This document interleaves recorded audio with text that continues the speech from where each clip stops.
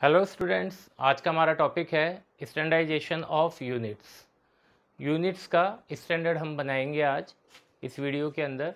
Last video के अंदर हमने पढ़ा था फिजिकल क्वांटिटीज़ किनको कहते हैं, उनका मेजरमेंट कैसे लेते हैं और उनको कंपेयर कैसे करते हैं, यानी उनकी यूनिट्स के बारे में हमने पढ़ा था। ओके, इस वीडियो के अंदर हम पढ़ेंगे यूनिट्स का स्टैंडर्ड कैसे बनाया गया। स्टैंडर्ड मतलब कि किसे 1 मीटर कहा गया, 1 किलोग्राम किसे कहा गया, जो हमारी फंडामेंटल फिजिकल क्वांटिटीज़ हैं जैसे mass, length, time, electric current, temperature, luminous intensity, amount of substance, और दो सप्लीमेंट्री फंडामेंटल क्वांटिटीज़ है एंगल, सॉलिड एंगल। तो ये जितनी भी फंडामेंटल क्वांटिटीज़ हैं इनकी एसआई के अंदर फंडामेंटल यूनिट्स बनाई गई। ओके, तो जो इनकी यूनिट्स बनाई गई, जैसे मास की बनाई गई 1 किलोग्राम, लेंथ की बनाई गई 1 मीटर, टाइम की बनाई गई 1 सेकेंड, और बाकी अदर क्वांटिटीज़ की बनाई गई। तो ये जितनी भी फंडामेंटल क्वांटिटीज़ थी, इनकी जो भी फंडामेंटल यूनिट्स बनाई गई, वो उनका स्टैंडर्ड किस प्रकार से बनाया गया और उनका स्टैंडर्ड हमने जिसको भी माना क्यों माना। फॉर एग्जांपल, जैसे हमने कहा इसको 1 मीटर लेंथ मानेंगे, तो इसी को 1 मीटर लेंथ क्यों माना गया। इसको 1 किलोग्राम कहेंगे तो इसी को 1 किलोग्राम क्यों कहा गया। तो ये चीज़ है स्टैंडर्डाइजेशन ऑफ यूनिट्स, तो ये जो हम आज पढ़ेंगे। बट इससे पहले हम थोड़ा सा, जो लास्ट वीडियो के अंदर हमारा छूट गया था, conversion of radian into degree, minute and second and vice versa, यानी conversion of second, minute, degree into radian, ये हमें करना है। तो वो छोटा सा एक जो वीडियो है वो देख लेते हैं पहले अपन। तो लास्ट वीडियो के अंदर हमने पढ़ा था एंगल के बारे में, प्लेन एंगल। प्लेन एंगल क्या होता है, कोई भी 2 डायमेंशनल, यानी एक सर्किल की बात कर रहा हूँ मैं।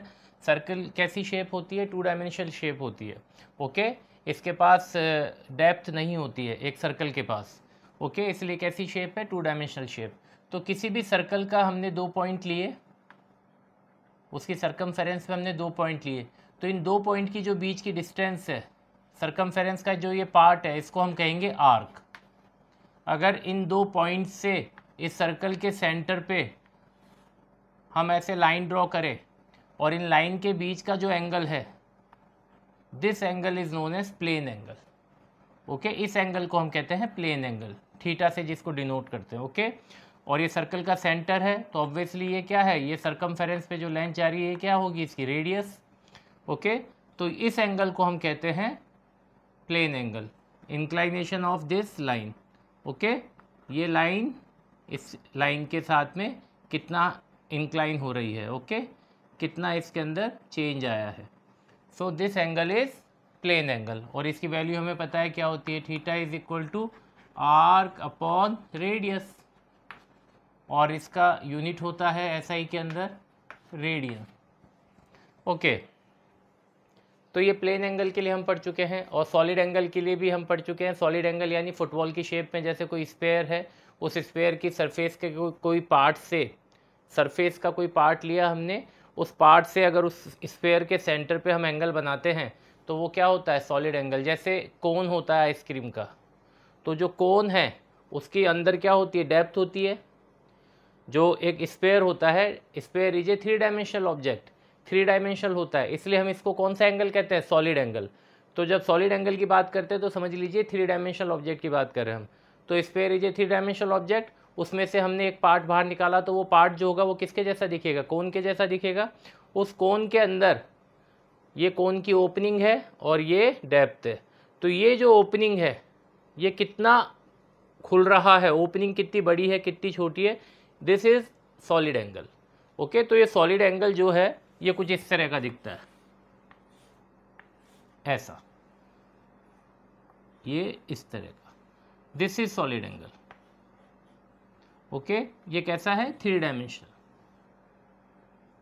तो ये जो एंगल होगा दिस इज सॉलिड एंगल, और ये जो एंगल है ये किस पे डिपेंड करेगा, इस एरिया पे। एरिया जितना बड़ा होगा ये एंगल उतना बड़ा होगा, एरिया छोटा होगा तो एंगल भी छोटा हो जाएगा।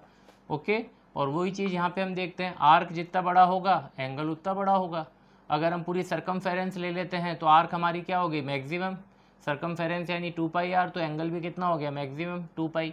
तो वैसे ही यहाँ पे स्फीयर के केस में जब ये एरिया बढ़ता है तो ये वाला एंगल बढ़ता है। तो ये जो एंगल है, इस एंगल को हम क्या लिखते हैं, एरिया अपॉन रेडियस का स्क्वायर। ये हम ऑलरेडी पढ़ चुके हैं। This is radius and this is area, D A यानी अगर ये स्फीयर है तो इसमें से हमने ये छोटा सा पोर्शन निकाला जिसका एरिया कितना है, डी ए। ओके, ये सेंटर है स्फीयर का। तो ये वाला होता है सॉलिड एंगल। सॉलिड एंगल का फॉर्मूला होता है ये।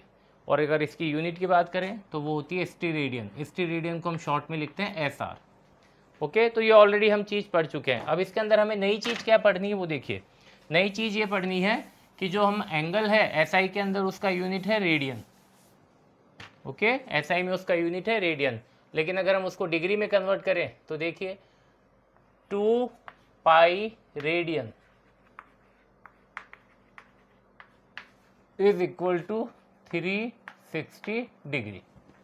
ओके, 2 पाई रेडियन में 360 डिग्री होते हैं, या यूँ कह दीजिए पाई रेडियन में, पाई रेडियन, रेडियन का साइन है ये C, small C, pi radian is equal to 180 degree. तो ये रिलेशन हमें ध्यान रखना है। ओके, एक ये रिलेशन हो गया। देखिए अब इसमें अगर पाई रेडियन में 180 डिग्री होते हैं तो 1 रेडियन में कितने डिग्री एंगल होगा, तो देखिए पाई रेडियन में 180 डिग्री एंगल, तो पाई इंटू 1 डिग्री में, 1 रेडियन में 180 डिग्री। हम पाई को क्या लिख सकते हैं, पाई इंटू 1। ओके, तो अगर हमें 1 रेडियन की वैल्यू निकालनी है तो पाई को कहाँ ले जाएंगे, 180 के नीचे। So 1 radian is equal to 180 upon pi degree. So 1 radian is equal to, इसकी वैल्यू अगर हम निकालें तो ये होती है करीब 180 अपॉन 3.142। पाई की वैल्यू रखी हमने डिग्री में। Okay, this whole term is in degree. तो 1 radian is equal to 57.29 degree. Okay, तो एक फॉर्मूला तो हमें ये ध्यान रखना है, एक रिलेशन ये ध्यान रखना है, और दूसरा रिलेशन हमें ये वाला ध्यान में रखना है। Okay, so this is second relation. अब देखिए हमें मालूम है ये हमने एक, this is horizontal line and if this is vertical line then this angle will be 90 degree. Horizontal line और वर्टिकल लाइन के बीच में एंगल कितना होता है, 90 डिग्री एंगल होता है। ओके, अब इस 90 डिग्री एंगल के अगर हम 90 इक्वल पार्ट्स कर दें, ऐसे अगर हम इसको 90 इक्वल पार्ट्स में बांट दें तो इसका जो एक पार्ट है वो कितने डिग्री का होगा, 1 डिग्री का। Okay, so 1 degree can be written as 60 minute. अब हम बात कर रहे हैं मिनट की। 1 डिग्री को किसके इक्वल लिख सकते हैं, 60 मिनट के इक्वल लिख सकते हैं। Okay, so this is relation between degree and minute. तो हम चाहें तो 1 मिनट की वैल्यू निकाल सकते हैं। 1 मिनट किसके इक्वल हो जाएगा, 1 upon 60 degree. Okay, 1 minute is equal to 1 upon 60 degree. यानी अगर ये जो 1 डिग्री, ये 90 डिग्री है पूरा, 90 डिग्री को 90 इक्वल पार्ट्स में बांटा तो एक पार्ट 1 डिग्री का हुआ। उस एक 1 डिग्री के अगर हमने 60 इक्वल पार्ट्स करे तो एक पार्ट कितने का हो गया, 1 मिनट का हो गया। ओके, एक पार्ट कितने का हो गया, 1 मिनट का हो गया। 1 मिनट यानी 1 अपॉन 60 डिग्री। ओके, अब देखिए मिनट को, 1 मिनट को हम लिख सकते हैं 60 सेकेंड्स। ये सिंबल है सेकंड का, ये जो सिंबल है सेकंड का। तो 1 मिनट होता है 60 सेकंड के इक्वल, यानी 1 second can be written as 1 upon 60 minute. Okay, यानी 1 डिग्री के अगर हमने 60 इक्वल पार्ट करे तो एक पार्ट हो गया 1 मिनट का। उस 1 मिनट के अगर हमने 60 इक्वल पार्ट करे तो उसका एक पार्ट हो गया 1 सेकंड का। 1 मिनट के 60 इक्वल पार्ट करे तो उसका एक पार्ट हो गया 1 सेकेंड का, और वो किसके इक्वल होता है 1/60 मिनट के इक्वल होता है। ओके, तो ये रिलेशन हमें ध्यान रखने हैं। ये वाला एक रिलेशन हो गया third, this is fourth. Okay, इन दोनों रिलेशन से 1 degree is equal to 60 minute and 1 minute is equal to 60 second, so we can write 1 degree is equal to 60 minute is equal to 3600 seconds.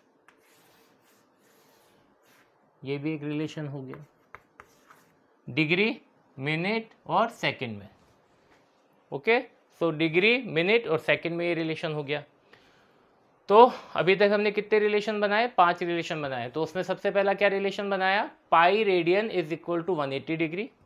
Second बनाया, अगर पाई रेडियन में 180 degree है तो 1 radian में कितने डिग्री होंगे, 57.29 डिग्री। तो ये रेडियन और डिग्री के बीच में रिलेशन हो गया। इसी से हम एक रिलेशन और बना सकते हैं, 1 डिग्री की वैल्यू फाइंड आउट कर सकते हैं, 1 डिग्री मिनट में और सेकंड में। अगर 1 डिग्री को रेडियन में लिखना हो तो देखिए, अब हम डिग्री, मिनट और सेकंड तीनों को रेडियन में लिखेंगे। देखिए 1 डिग्री इज इक्वल टू, यहीं से देख लीजिए 180 डिग्री होता है, पाई रेडियन में 180 डिग्री, तो 1 डिग्री में 180 को अब की बार नीचे ले जाएंगे। भाई अगर pi radian is equal to 180 degree है और हमसे 1 रेडियन पूछा जाए तो पाई को 180 के नीचे ले जाना है, और अगर 1 डिग्री पूछा जाए तो 180 को पाई के नीचे ले जाना है। तो 1 डिग्री पूछ रहे हैं तो क्या आ जाएगा, पाई अपॉन 180 रेडियन, और पाई कितना होता है 3.142 अपॉन 180 रेडियन, और इसकी वैल्यू होती है 1.75 into 10⁻⁻² radian.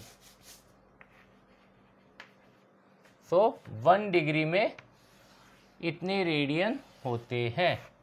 So this is our 6th relation. ऐसे ही अगर हम 1 डिग्री निकाल चुके हैं तो हम 1 मिनट को भी रेडियन में कन्वर्ट कर सकते हैं। 1 मिनट में इतने डिग्री होते हैं और हमें 1 डिग्री की वैल्यू पता है, तो देखिए 1 मिनट में 1/60 डिग्री होते हैं और 1 डिग्री की हमें वैल्यू पता है, तो 1 मिनट को हम रेडियन में कन्वर्ट कर सकते हैं इजीली।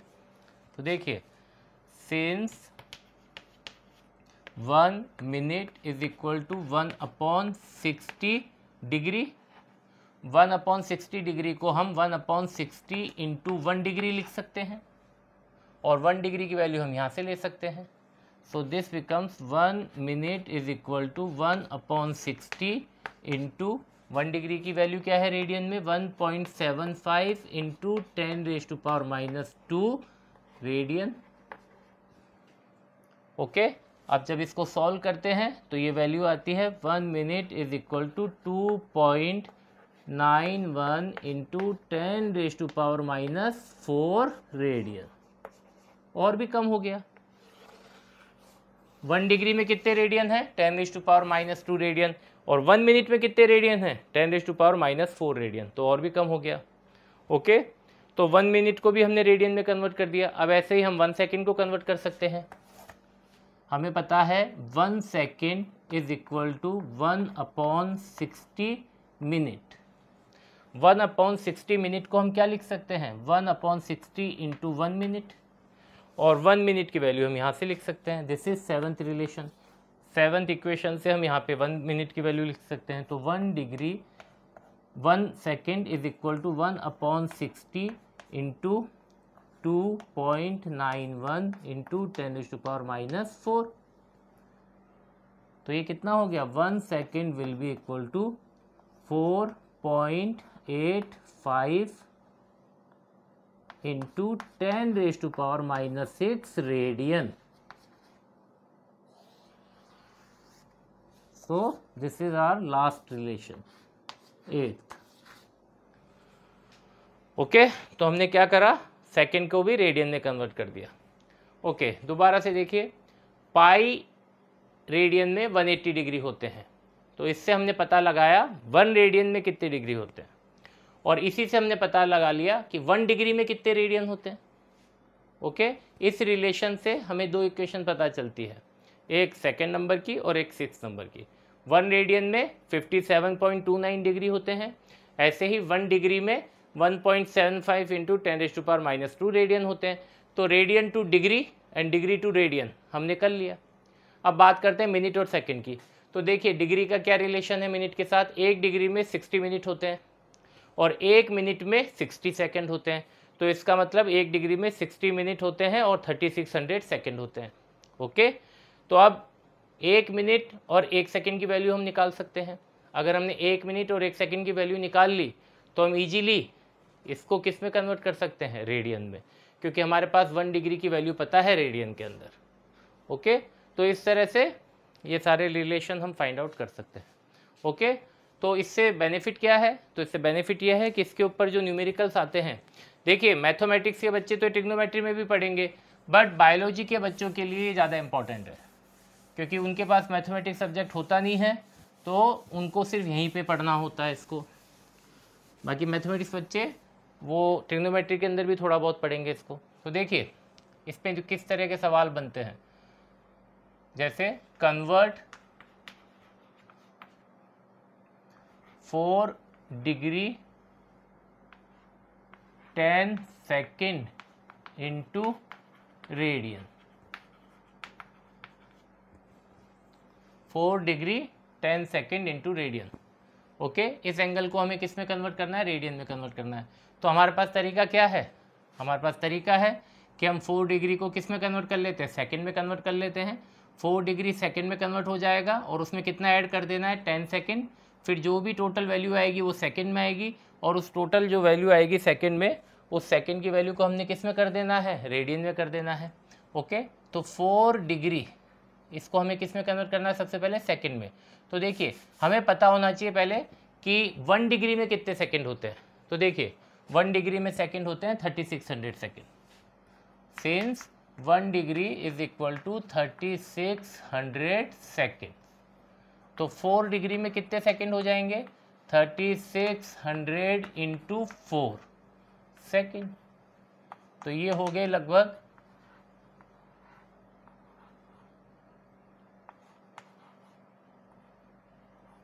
14,400 सेकेंड्स। ओके, तो इस तरह से 4 डिग्री में कितने सेकंड होते हैं, इतने सेकंड होते हैं। अब हमसे पूछा गया 4 डिग्री 10 सेकंड, तो 4 डिग्री में इतने सेकंड होते हैं, उसमें कितना ऐड कर देना है, 10 सेकंड को। तो 4 डिग्री 10 सेकंड मतलब हो गया 14,400 प्लस 10 सेकंड, यानी 14,410 सेकेंड्स। ओके, अब हमें पता है 1 सेकंड में 4.85 इंटू 10⁻⁻⁶ रेडियन होते हैं। तो 14,410 सेकंड में कितने रेडियन होंगे, तो इसको किससे मल्टीप्लाई कर देना है, 4.85 इस वाली टर्म से मल्टीप्लाई कर देना है। 14,410 into 4.85 into 10⁻⁻⁶ radian. So this will be your answer. इसको आगे सॉल्व करेंगे तो हमें इसकी वैल्यू मिल जाएगी। और ये क्या चीज़ है, ये है 4 डिग्री 10 सेकेंड। ओके, सो 4 डिग्री 10 सेकेंड रेडियन में कैसे लिखेंगे, this value in radian will give the answer of this. Okay, तो ये है इसका आंसर। तो ये एक छोटा सा एग्जाम्पल है, छोटा सा न्यूमेरिकल है, बाकी तरीका यही रहेगा हमारा। हम इसको और किस दूसरे तरीके से भी कर सकते हैं। हम सेकंड को रेडियन में कन्वर्ट कर लेते हैं अलग से, डिग्री को रेडियन में कन्वर्ट कर लेते हैं अलग से, फिर दोनों को ऐड कर लेते हैं तो वो रेडियन में आ सकता है। तो इस तरह से भी हम कर सकते हैं। ओके, तो ये हो गया हमारा जो ड्यू था लास्ट वीडियो के अंदर वो। अब वापस से हम आते हैं हमारे स्टैंडर्डाइजेशन ऑफ यूनिट्स के ऊपर। ओके, यूनिट्स का स्टैंडर्ड बनाना ज़रूरी क्यों है, पहला सवाल तो ये। तो इसका आंसर ये होगा कि पूरी दुनिया के अंदर, हमारे देश से लेके बाकी देशों के अंदर, हमारी जो यूनिट है उसको एक होना ज़रूरी है। यूनिट का मतलब ही क्या होता है, 1। स्टैंडर्ड होना ज़रूरी है उसका। क्यों ज़रूरी है? क्योंकि हमारा डेली रूटीन में जो भी काम होता है, चाहे नेशनल लेवल पे हो, इंटरनेशनल लेवल पे हो, कहीं भी हो, तो उसके अंदर हम कमर्शियल एक्टिविटी होती है, इंडस्ट्रियल एक्टिविटी होती है, ट्रेड होता है, व्यापार होता है, एक देश से दूसरे देश के अंदर इंपोर्ट एक्सपोर्ट का काम होता है। तो हमने यहाँ से कुछ सामान बाहर भेजना है या बाहर से कुछ सामान यहाँ मंगाना है, तो ये सारी चीज़ें तभी पॉसिबल है जब यूनिट कैसा हो, एक हो, स्टैंडर्ड हो उसका एक। फॉर एग्जांपल, जैसे इंडिया से हमें यूएसए कपड़ा भेजना है, जैसे इंडिया और यूएसए में डील हुई कि इंडिया से 1000 टन गेहूं भेजा जाएगा और यूएसए से उसके बदले में 1000 टन मक्का मंगाया जाएगा। ओके, अब देखिए 1000 टन क्या चीज़ है? मांस। देखिए 1 किलो मांस मान लेते हैं, 1 किलो हमने इसको माना, इंडिया में 1 किलो इसको मानते हैं, थोड़ी देर के लिए मान लेते हैं, ये 1 किलो है इंडिया के लिए, और यूएसए के अंदर इसका आधा, उसको 1 किलो मानते हैं। तो यूनिट कैसी होगी? अलग अलग होगी। तो हमने यहाँ से तो गेहूँ भेज दिया कितना? 1000 टन। 1000 टन हम कैसे बनाएंगे? तो सिंपल सी बात है, ये 1 किलो है, इसके जैसे हम 10 कॉपी बनाएंगे तो 10 किलो बनेगा, 10 किलो के हम 10 कॉपी बनाएंगे तो 100 किलो मिलेगा, 100 किलो की 10 कॉपी बना दी तो 1 टन हो गया, 1 टन के 1000 कॉपी बना दी तो 1000 टन हो गया। तो स्टार्टिंग तो हमें इससे करनी है, इसी स्टैंडर्ड से। तो हमने ऐसे करके 1000 टन बना दिया, उस 1000 टन के इक्वल हमने हमारा सामान रख दिया और भेज दिया वहाँ। अब उन्होंने भी 1000 टन हमें भेजना है बदले में। अब दिक्कत यह है कि उनका जो 1 किलो है वो इसका आधा है, तो यानी हमने माल ज़्यादा भेजा और बदले में हमें माल कैसा मिला? कम मिला। तो या तो हम नुकसान में रहेंगे या वो नुकसान में रहेंगे, या एक जना फ़ायदे में होगा और एक जना नुकसान में रहेगा। तो ये रीज़न क्या है इसके पीछे, ऐसी दिक्कत क्यों आ रही है? क्योंकि हमारा जो स्टैंडर्ड है यूनिट का वो यूनिवर्सली कैसा नहीं है, सेम नहीं है। और यूनिट का स्टैंडर्ड कैसा होना चाहिए? यूनिवर्सली सेम होना चाहिए। क्योंकि हमारा जो ट्रेड है, जो व्यापार है, वो केवल नेशनल लेवल पे नहीं है कि हम एक स्टेट से दूसरे स्टेट में या दूसरे से तीसरे स्टेट में, और चलो नेशनल लेवल पे भी हो, स्टेट टू स्टेट भी अगर हम करें तो वहाँ भी तो यूनिट कैसा होना चाहिए? सेम होना चाहिए। तो ये सारी प्रॉब्लम ना आए, हमारी कैलकुलेशन अलग ना हो, हमारे लिए 1 मीटर जितना लंबा है उनके लिए भी 1 मीटर इतना ही होना चाहिए, दूसरे लोगों के लिए, दूसरे देश के लोगों के लिए 1 मीटर सेम होना चाहिए। चाहे उनकी लोकल के अंदर वो कुछ भी यूनिट बनाए, लेकिन इंटरनेशनल लेवल पे एक यूनिट कॉमन होनी चाहिए जो बाकी देशों के अंदर भी चलती हो। तो इसलिए ट्रेडिंग के लिए, मेन ट्रेडिंग के लिए, कमर्शियल एक्टिविटी के लिए हमने क्या करना है? जो यूनिट्स है पूरे देश के अंदर, पूरी दुनिया के अंदर, मास, लैंड, टाइम, जो भी हमारी फंडामेंटल क्वांटिटीज़ है, इनकी जो भी फंडामेंटल यूनिट्स है उनका स्टैंडर्ड होना चाहिए, यानी उनकी एक ही सिंगल वैल्यू होनी चाहिए। ओके, नहीं तो इससे काफ़ी दिक्कतें आती है। फॉर एग्जांपल, एक और एग्जांपल देखो, जैसे फ़्लाइट होती है, इंटरनेशनल फ़्लाइट होती है, इंडिया से एक फ़्लाइट यूएसए जा रही है, यूके जा रही है, तो यहाँ से अगर हमने कोई फ़्लाइट भेजी तो हर तरफ फ़्लाइट को कंट्रोल कौन करता है? Air traffic control, ATC. अब वो सारी कैलकुलेशन करके पायलट को बताते हैं कि आपको इतने हाइट पे प्लेन को उड़ाना है और आपको इतने हाइट से प्लेन को नीचे लेके आना है, फिर वापस से हाइट पे ले जाना है, क्योंकि एक ही टाइम पे आसमान के अंदर काफ़ी सारे प्लेन उड़ रहे होते हैं, काफ़ी सारे। तो सबकी डायरेक्शन और सबकी हाइट अलग अलग रखनी पड़ती है, अदरवाइज़ ऊपर ही कोलाइड कर जाएंगे। तो उसके लिए तरीका क्या है? उसके लिए तरीका है, नीचे से एयर ट्रैफिक कंट्रोलर उनको सिग्नल, उनको मैसेज भेजते रहते हैं। तो अब सपोज़ करो हमारे यहाँ से एक प्लेन निकला और यूएसए के अंदर एंट्री करता है या रशिया के अंदर एंट्री करता है।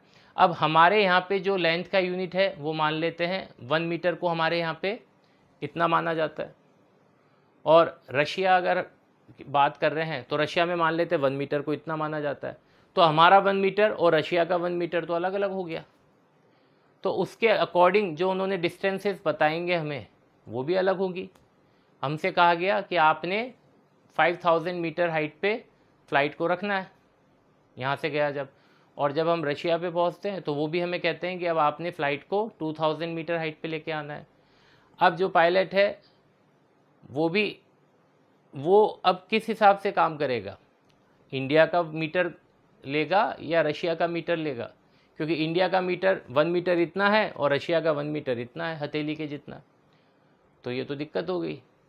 अब इंडिया के हिसाब से चलते हैं तो कोलाइड हो सकता है, रशिया के हिसाब से चलते हैं तो भी कोलाइड होगा, ऑब्वियस सी बात है। क्योंकि दिक्कत किस बात की आ रही है कि दोनों के मीटर कैसे हैं, अलग अलग। अगर सपोज़ पायलट इंडिया का है तो इंडिया की जो कैलकुलेशन है, इंडिया में जो मीटर चलता है उस हिसाब से वो कैलकुलेट करेगा, और अगर पायलट रशिया का है तो वो रशिया के हिसाब से करेगा। तो दिक्कत ये आती है कि जब फ्लाइट्स उड़ रही होती हैं तो उनको जो नीचे से इंस्ट्रक्शंस भेजे जाते हैं एटीसी के थ्रू, एयर ट्रैफिक कंट्रोलर के थ्रू, तो वो जो इंस्ट्रक्शन देते हैं वो एक जिस कंट्री के ऊपर प्लेन उड़ रहा है उसी कंट्री का एयर ट्रैफिक कंट्रोलर उसको सिग्नल पे देगा। जब फ्लाइट इंडिया के अंदर है तो इंडिया का एटीसी कंट्रोल करेगा उस फ्लाइट को। फ्लाइट जैसे ही पाकिस्तान के ऊपर उड़ता है तो पाकिस्तान का एटीसी काम करेगा, फिर दूसरे देश का एटीसी काम करेगा, फिर तीसरे देश का एटीसी काम करेगा। तो हर देश के अंदर जितने भी एयर ट्रैफिक कंट्रोलर है उन सब के अंदर एक चीज़ कॉमन होनी चाहिए, और वो है यूनिट्स। जो भी आप हाइट बता रहे हैं वो यूनिट कैसी होनी चाहिए, स्टैंडर्ड होना चाहिए उसका, वो सब सेम होनी चाहिए। इंडिया का 1 मीटर, पाकिस्तान का 1 मीटर, अफगानिस्तान का 1 मीटर, या यूके का 1 मीटर, या किसी और देश का 1 मीटर, सब जगह का 1 मीटर कैसा होना चाहिए, सेम होना चाहिए। बाकी आप इंडिविजुअली लोकल तरीके पे आप अपनी कैसे भी कैलकुलेशन करिए। जैसे इंडिया के अंदर हम कहते हैं 1 गज, 2 गज, 3 गज, 1 हाथ, 2 हाथ, 3 हाथ। हम कपड़ा लेने गए, हमने कहा 2 गज कपड़ा दे दो, तो वो एक अलग बात है, उसको समझने के लिए वो समझ जाएगा दुकान वाला। लेकिन जब बात करते हैं इंटरनेशनल लेवल पे तो वहाँ पे हमारी लोकल बात नहीं चलेगी, वहाँ पे हमें वही बात करनी है, वही इंस्ट्रक्शन देने हैं जो इंटरनेशनली एक्सेप्टेड हैं, जिनको इंटरनेशनल लेवल पे माना गया है। ओके, तो ये दिक्कतें ना आए इसलिए हमने क्या बनाया, सब यूनिट्स का एक स्टैंडर्ड बनाया। सब देशों ने मिलके, अलग अलग देश से साइंटिस्ट लोग आए, उन्होंने एक कम्युनिटी बनाई, एक सोसाइटी बनाई स्विट्ज़रलैंड के अंदर, उसका नाम रखा international bureau of weight and measure. और वहाँ पे इन जितनी भी फंडामेंटल क्वांटिटीज़ है, इनकी जो भी फंडामेंटल यूनिट्स हैं, उनका सबका एक एक स्टैंडर्ड बना दिया गया, और स्टैंडर्ड बना के उनकी रेप्लिका यानी उनकी कॉपीज़ हर देश में बांट दी गई। ओके, ताकि ये प्रॉब्लम्स ना आए। हम जाते हैं कहीं पे, हमने कहा 1 किलो चीनी दो, दुकान पे गए, हमने कहा 1 किलो चीनी दो। अब हमारा 1 किलो अलग है और दुकान वाले का 1 किलो अलग है, तो ऐसा तो काम चल नहीं सकता। तो क्या चीज़ होनी चाहिए सेम, हमारा 1 किलो और दुकान वाले का 1 किलो एक ही होना चाहिए। ओके, तो ये तभी पॉसिबल है जब यूनिट का हम क्या कर दे, स्टैंडर्ड बना दे, एक स्टैंडर्ड बनाए, अलग अलग नहीं, एक स्टैंडर्ड। और वो कहाँ पे, इंटरनेशनल लेवल पे हो काम। ओके, ताकि हमारी ट्रेडिंग जो इंटरनेशनली होती है वो भी चलती रहे। तो इस तरह से हमने जो यूनिट्स है उसका क्या करा, स्टैंडर्ड बनाना शुरू किया। इसी को कहते हैं स्टैंडर्डाइजेशन ऑफ यूनिट्स। उसमें सबसे पहले हमने बनाया मास का, और मास का यूनिट क्या बनाया, 1 किलोग्राम। तो 1 किलोग्राम किसे कहते हैं, किसको कहेंगे 1 किलोग्राम। तो देखिए इसके लिए क्या तरीका अपनाया गया। अभी मैंने कहा अलग अलग देशों से साइंटिस्ट लोग आए, उन्होंने मीटिंग रखी, कॉन्फ्रेंस हुई, वो बैठे साथ में और उन्होंने डिसाइड किया कि भाई 1 किलोग्राम किसको कहा जाए। तो सब ने मिलके एक दूसरे को कन्विंस किया और एक सुझाव दिया कि भैया इसको आज से 1 किलोग्राम कहेंगे। एक प्लेटिनम इरिडियम नाम का मटेरियल होता है, उसका एक सिलेंडर लिया, उस सिलेंडर को पकड़ के सब ने कह दिया कि भैया इसको आज से हम क्या कहेंगे, 1 किलोग्राम कहेंगे। अब हमारी जो यूनिट हम चूज़ करेंगे, जो स्टैंडर्ड बनाएंगे, हमारी कंडीशन वही है कि यूनिट कैसी होनी चाहिए, यूनिट का साइज सूटेबल होना चाहिए, ऐसा साइज होना चाहिए जिसको हम ईजिली प्रैक्टिकली उसको अप्रोच कर सकें, उसको यूज में ले सकें। तो 1 किलोग्राम हमने जो बनाया वो कैसा था, सूटेबल साइज का था, जिसको हम इजीली कैसे हैंडल कर सकते थे। ओके, दूसरा वो रिप्रोड्यूसेबल होना चाहिए, रिप्रोड्यूसेबल मतलब उसकी और भी कॉपीज़ बन सकती हो, ऐसा होना चाहिए। तीसरा वो इनवेरिएबल होना चाहिए, इनवेरिएबल यानी किसी भी एक्सटर्नल फैक्टर के कारण, चाहे वो एयर हो, प्रेशर हो, टेम्परेचर हो, कोई भी एक्सटर्नल कोई भी एफर्ट हो, एक्सटर्नल कोई भी फैक्टर हो, उसके कारण उसके अंदर कोई वेरिएंस नहीं आना चाहिए, चेंज नहीं आना चाहिए उस यूनिट के अंदर, उस स्टैंडर्ड में चेंज नहीं आना चाहिए, अदरवाइज हमारा यूनिट चेंज हो जाएगा। तो ये 3-4 शर्तें थी। इन 3-4 शर्तों को, इन 3-4 कंडीशंस को नज़र में रखते हुए हमने यूनिट बनाना शुरू किया, स्टैंडर्ड बनाना शुरू किया। तो 1 किलोग्राम के लिए हमने कौन सा मटेरियल यूज़ में लिया? Platinum iridium. Platinum iridium alloy लिया, उसका एक सिलेंडर लिया, उस सिलेंडर को हमने मान लिया 1 किलोग्राम। तो ये क्या बन गया? एक प्रोटोटाइप बन गया। मतलब इसके ऊपर किसी ने कोई सवाल नहीं करना कि भाई इसी को 1 किलोग्राम क्यों मान रहे हो, इससे छोटे को 1 किलोग्राम क्यों नहीं माना, या इससे बड़े को 1 किलोग्राम क्यों नहीं माना, या आपने स्क्वायर वाली शेप में क्यों नहीं लिया, उसको 1 किलोग्राम क्यों नहीं माना। तो इस पे इस तरह के कोई सवाल नहीं किए गए, क्योंकि इसको 1 किलोग्राम नहीं मानते तो किसी और को 1 किलोग्राम बनाते, और अगर 1 किलोग्राम किसी और को बनाते तो सवाल तो ये वहाँ भी उठ सकते थे कि आपने इसको 1 किलोग्राम क्यों माना, इसकी जगह इसको 1 किलोग्राम क्यों नहीं माना। तो हमारा सिंपल सा जो हमारा उद्देश्य था, उन लोगों का उद्देश्य यही था कि भैया 1 किलोग्राम उसी को बनाओ जिसको हम ईजीली क्या कर सके, रिप्रोड्यूस कर सके, और जिसको यूज में ले सके, उसका साइज ऐसा होना चाहिए। तो सूटेबल साइज क्या था? यही था कि इसी साइज का हमने एक सिलेंडर लिया प्लेटिनम इरिडियम का, और क्या करा, उसको 1 किलोग्राम बोल दिया, तो 1 किलोग्राम मान लिया गया उसको।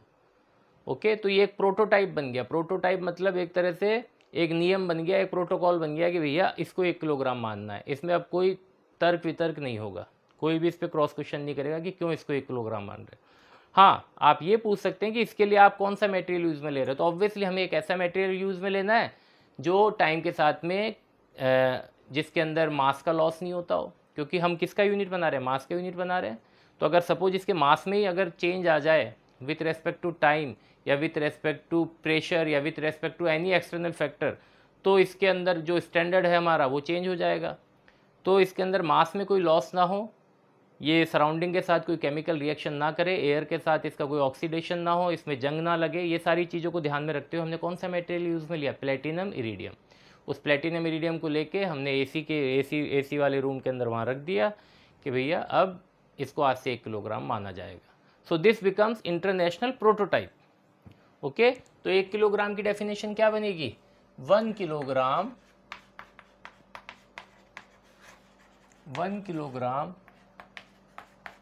is the mass of a platinum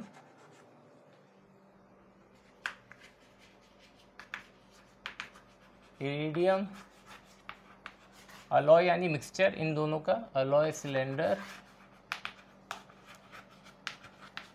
और ये कहाँ रखा हुआ है? Which is capped at International Bureau of Weights and Measure.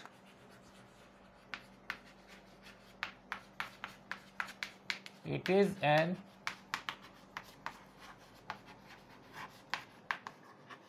international prototype. Okay, तो फिर इस 1 किलोग्राम को जिन सब लोगों ने बैठ के माना 1 किलोग्राम, फिर उसको सब अपने अपने देश में ले गए और उसकी खूब सारी मल्टीपल कॉपीज़ बनाई, और हर शहर हर गांव में उसको बांट दिया गया। और जो आज हम देखते ही हैं, 1 किलो का बाट, 2 किलो का बाट, 5 किलो का बाट। अगर हमारे पास 1 किलो आ गया तो हम 1 किलो से 2 किलो बना सकते हैं, 1 से 3 बना सकते हैं, 1 से 10 बना सकते हैं, 10 से 100 बना सकते हैं, यानी 1 क्विंटल बना सकते हैं, 100 से हम 1 टन तक बना सकते हैं। ओके, तो इस तरह से ये हमने एक स्टैंडर्ड बना दिया मास का। ओके, इसके बाद आती है लेंथ, 1 मीटर लेंथ। तो देखिए लेंथ का स्टैंडर्ड कैसे बनाया गया। तो लेंथ के लिए भी हमने यही मटेरियल यूज़ में लेना है। हमने क्या करा, एक प्लेटिनम इरिडियम का रॉड लिया, उस रॉड के ऊपर हमने 2 निशान बना दिए, मार्क कर दिए, और मान लिया कि उनके बीच की जो डिस्टेंस है उसको क्या माना जाएगा? 1 मीटर। और पूरी दुनिया के अंदर उसकी कॉपीज़ बना के भेज दी गई, और इसमें कोई दिक्कत भी नहीं है। लेकिन फिर हमें एक चीज़ और बात ध्यान रखनी है कि हमारी जो फिज़िक्स की पढ़ाई है वो केवल अर्थ तक ही सीमित नहीं है। यानी कहने का मतलब ये है कि जो फिजिक्स की पढ़ाई है, फिजिक्स की जो रेंज है वो माइक्रोस्कोपिक से मैक्रोस्कोपिक लेवल तक है। माइक्रोस्कोपिक यानी इलेक्ट्रॉन से लेके मैक्रोस्कोपिक यानी स्टार्स एंड प्लैनेट्स, वहाँ तक हमें पढ़ना है।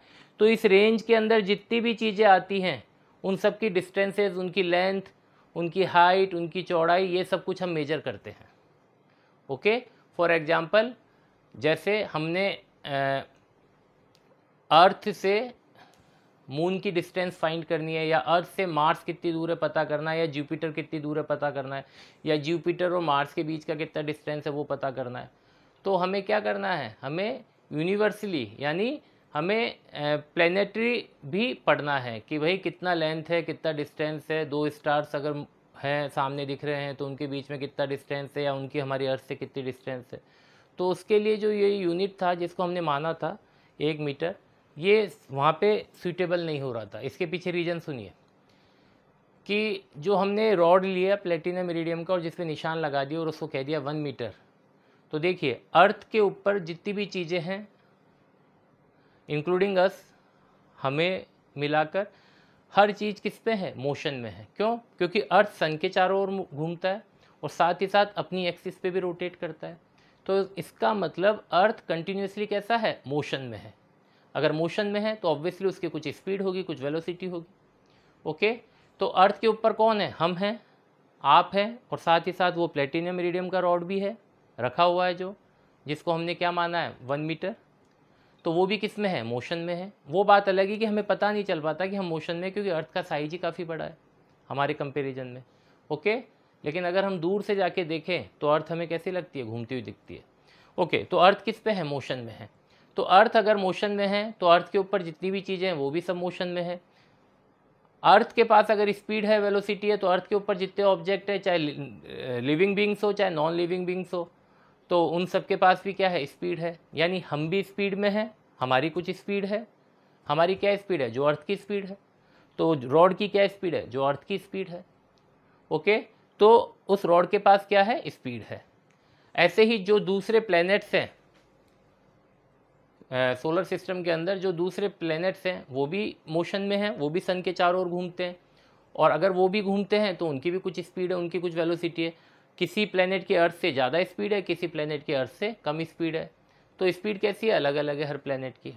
अब हम अपना 1 मीटर वाला जो हमने स्टैंडर्ड बनाया था, अगर उसको लेके हम दूसरे प्लैनेट पे चले जाएं तो ऑब्वियसली अर्थ के ऊपर उसकी कुछ अलग स्पीड थी, दूसरे प्लैनेट के ऊपर लेके जाएंगे। सपोज हम मार्स पे लेके गए और मार्स की स्पीड मान लेते हैं हमारी अर्थ से ज़्यादा है, तो हमने क्या देखा कि जैसे ही हम उस रॉड को अर्थ के ऊपर से, हमारे 1 मीटर को अर्थ के ऊपर से मार्स के ऊपर ले जाके हम लेकर गए, तो हमने क्या देखा कि उसकी लेंथ में चेंज आ गया। यानी हमारे स्टैंडर्ड में क्या आ गया, चेंज आ गया। और स्टैंडर्ड में चेंज आना यानी हमारा जो यूनिट है वो क्या हो गया, वेरिएबल हो गया। और हमारी पहली कंडीशन क्या है, हमारी जो कंडीशंस है उनमें ये वाली कंडीशन भी ज़रूर हमने लिखी थी, यूनिट कैसा होना चाहिए, स्टैंडर्ड कैसा होना चाहिए, इनवेरिएबल। ओके, तो ये ऐसा चेंज क्यों हो रहा है, देखिए ये हमारी रॉड है, ओके, जिसको हमने 1 मीटर माना। अब देखिए इसके ऊपर हमने यहाँ पे कुछ मास बांध दिया, कुछ पत्थर वगैरह, कुछ स्टोन वगैरह कुछ लगा दिया, बांध दिया, और यहाँ से इसको पकड़ के हम ऐसे घुमाते हैं। जब हम इसको घुमाते हैं तो क्या होता है, देखिए ये इसके मॉलिक्यूल्स हैं। इन मॉलिक्यूल्स को हम बड़ा करके देख रहे हैं। ओके, ये किसके मॉलिक्यूल्स हैं, ये मॉलिक्यूल्स हैं इस रॉड के।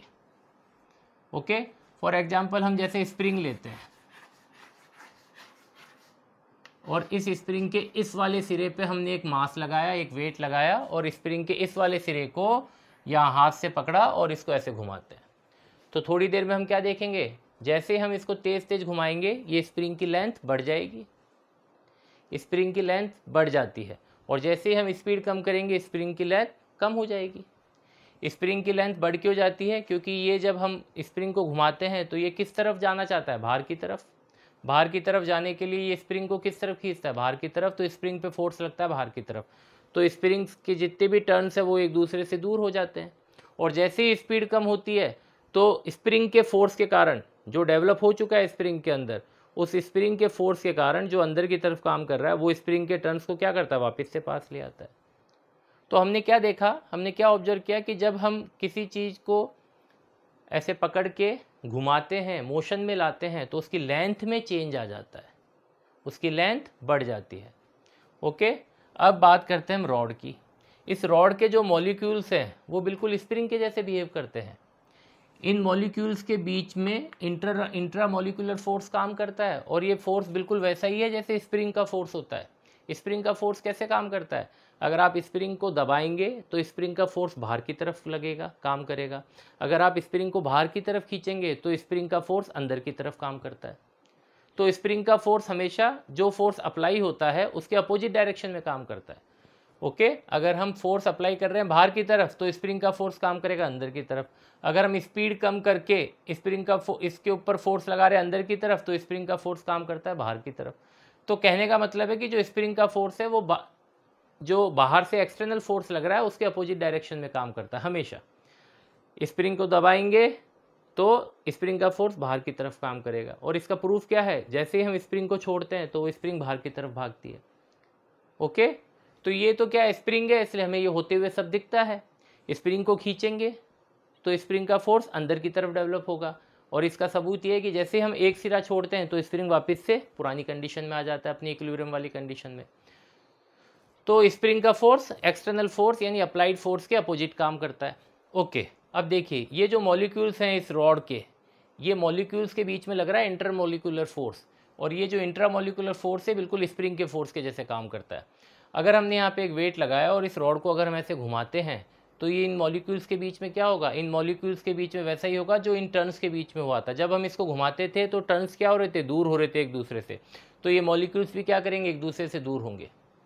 और जैसे ये मॉलिक्यूल्स एक दूसरे से दूर होंगे, इनके बीच में जो इंटरमॉलिक्यूलर फोर्स है वो किस तरफ काम करेगा, अंदर की तरफ। अंदर की तरफ वो फोर्स काम करेगा और क्या चाहेगा, ये मॉलिक्यूल्स को वापस से पास लाना चाहेगा। तो इसलिए जैसे ही हम स्पीड कम करेंगे ये मॉलिक्यूल्स वापस से पास आ जाएंगे। तो जब हम इसको पकड़ के घुमाते हैं स्पीड में तो हम क्या देखते हैं, इसकी लेंथ में इंक्रीज होता है। ओके, अब ये भी कहा जा सकता है कि प्रैक्टिकली तो ऐसे देखने को मिलता नहीं है, तो प्रैक्टिकली हम इसको उस स्पीड में घुमाते भी तो नहीं है। अगर इसकी स्पीड बहुत ज़्यादा कर दी जाए तो इसकी लेंथ में वाकई चेंज आ जाएगा। ओके, और ये वाला जो स्प्रिंग के अंदर जो हम देखते हैं कंप्रेस होते हुए, स्ट्रेच होते हुए, वो इन मॉलिक्यूल्स के अंदर भी होता है, लेकिन चूंकि ये रिजिड बॉडी है इसलिए हमको दिखता नहीं, बाकी अंदर वही चीज़ होती है। तो जब हम रॉड को हिलाते हैं तेज़ तो इसकी लेंथ में चेंज आता है, इसकी लेंथ इंक्रीज हो जाती है। और ये रिलेटिविटी से हम प्रूव भी कर सकते हैं, आइंस्टाइन की रिलेटिविटी का जो फॉर्मूला है उससे L is equal to L not L original 1 minus V square upon C square. L original length, और ये लेंथ इन मोशन, जब इसको घुमा रहे हैं तब उसकी लेंथ। तो देखिए this is speed of light, speed of light is maximum speed of light, light की स्पीड से ज़्यादा स्पीड और किसी चीज़ की नहीं है इस दुनिया के अंदर। ओके, तो v क्या है, वेलोसिटी, स्पीड ऑफ रॉड जिसको घुमा रहे हैं हम। तो अगर हम इसकी स्पीड को बढ़ाएंगे, अगर हम v को इंक्रीज़ करेंगे तो देखिए v जैसे जैसे इंक्रीज़ होगा इस वाली टर्म का क्या होगा, ये वाली टर्म उतनी ही ज़्यादा होती जाएगी। v की वैल्यू जितनी ज़्यादा होगी इस वाले रेशियो की वैल्यू उतनी ज़्यादा होगी, इस वाले रेशियो की वैल्यू जितनी ज़्यादा होगी यहाँ से जो भी वैल्यू आएगी उसकी वैल्यू कैसी होगी, कम होगी, लेस होगी। तो डिनोमिनेटर के अंदर अगर वैल्यू कम है, बहुत कम वैल्यू है डिनोमिनेटर में, तो इस रेशियो की वैल्यू कैसी होगी, ज़्यादा होगी। और ये रेशियो किसके इक्वल है, इस लेंथ के इक्वल है जो मोशन में। तो हम क्या देखते हैं, लेंथ में चेंज आता है और लेंथ क्या करती है, इंक्रीज़ हो जाती है। तो जब वेलोसिटी को बढ़ाते हैं तो लेंथ इंक्रीज़ हो जाती है। स्पीड जब बढ़ती है, मोशन के अंदर जब स्पीड बढ़ती है, रॉड को जब मोशन में लाते हैं तो उसकी स्पीड बढ़ती है, स्पीड बढ़ने से उसके ड्यूरिंग द मोशन उसकी लेंथ कैसी हो जाती है, इंक्रीज हो जाती है। ये हम देख सकते हैं यहाँ से। तो इस तरह से जो रॉड है अर्थ के ऊपर रखा हुआ है उसकी अपनी एक स्पीड है, लेकिन जब हम उसको दूसरे प्लेनेट पे ले जाते हैं तो वहाँ पे उसकी कुछ और स्पीड हो जाती है, क्योंकि प्लेनेट की स्पीड अलग है। तो जैसे हम जुपिटर पे लेके गए या मार्स पे लेके गए तो मार्स की अपनी अलग स्पीड है, मंगल ग्रह की अपनी अलग स्पीड है घूमने की। तो वहाँ पे हमने देखा रॉड के जो घूमने की स्पीड है वो अलग थी। अर्थ के ऊपर हम क्या देख रहे थे, अर्थ के ऊपर मोस्टली अर्थ के ऊपर हर लोकेशन पे अर्थ की स्पीड सेम है, इसलिए हमारा यूनिट कैसा था, अर्थ के ऊपर हर जगह सेम था। इंडिया हुआ, यूएसए हुआ, रशिया हुआ, कहीं भी हुआ सेम था।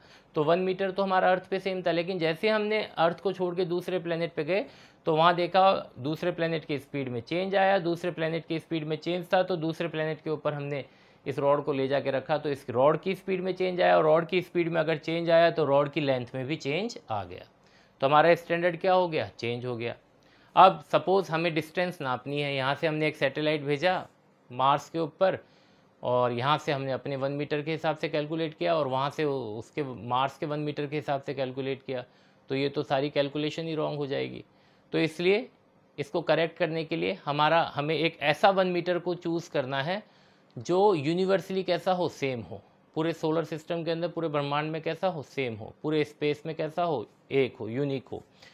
तो अब उसके लिए तरीका क्या अपनाया जाए, तो उसके लिए तरीका ये है कि हम एक ऐसी टेक्निक निकालें या एक ऐसी चीज़ का सहारा लें जो पूरे सोलर सिस्टम में कॉमन है, पूरे प्लैनेट्स के ऊपर क्या है, कॉमन है, सेम है, जो अर्थ के लिए भी सेम है, मून के लिए भी सेम है, दूसरे प्लैनेट्स या दूसरे स्टार्स उन सब के लिए भी कैसा है, सेम है, और वो है speed of light.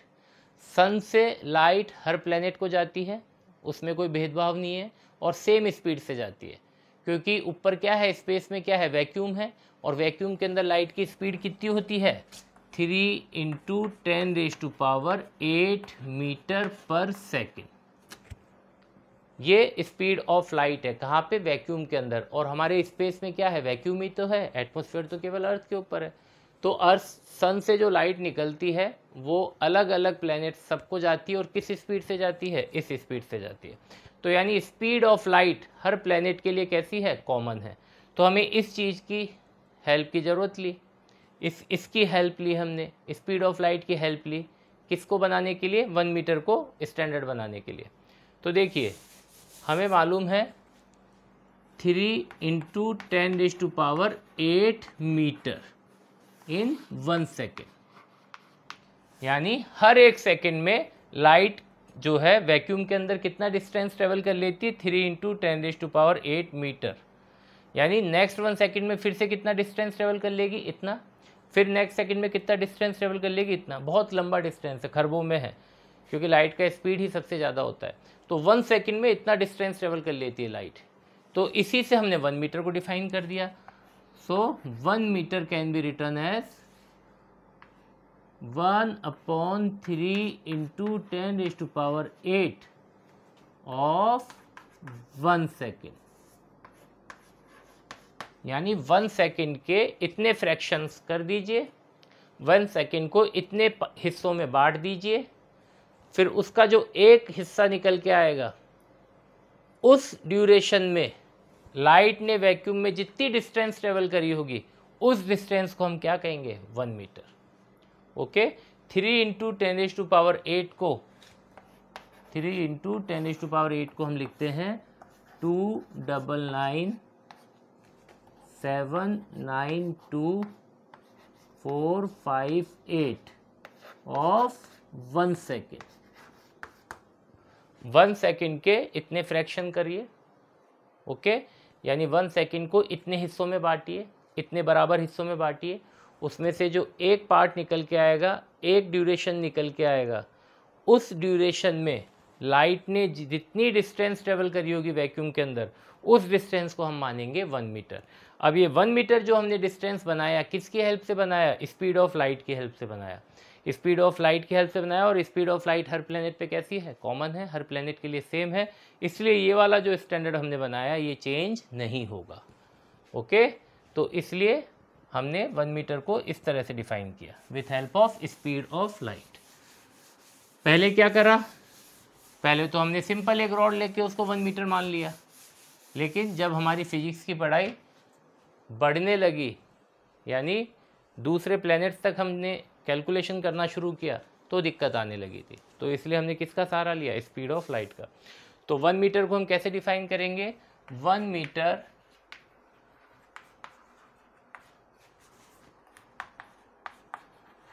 Is the length of the path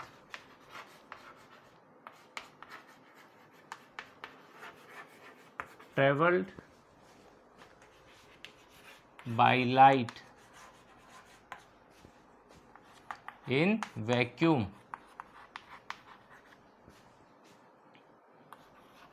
during a time interval of 1/299,792,458 of 1 second.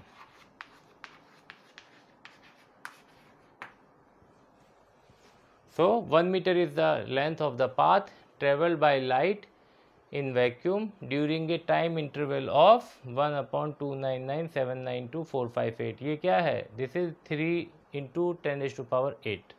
Okay, उसी को हमने इस तरह से लिखा है। इतने सेकंड में लाइट जो डिस्टेंस ट्रेवल करेगी that will be known as 1 metre. Okay, तो इस तरह से हमने 1 मीटर को डिफाइन किया। अब इसके बाद बात करते हैं सेकंड की। 1 सेकंड